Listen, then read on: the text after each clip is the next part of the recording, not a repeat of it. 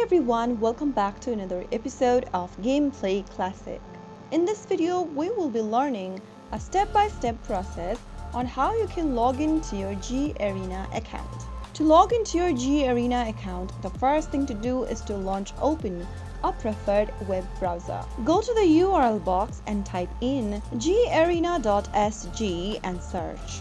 After you do that, you'll end up in the official web page of Garena, from where you will need to go to the upper right hand corner and click on the account button. The account button will open up a new tab which will take you to Account Center, from where you can log into your Garena account.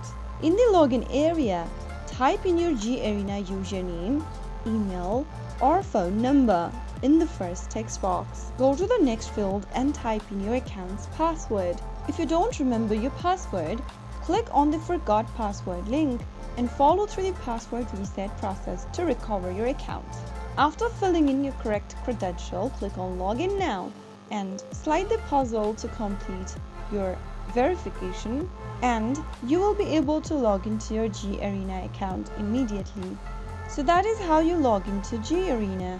If you found the video to be helpful, go ahead and give us a thumbs up.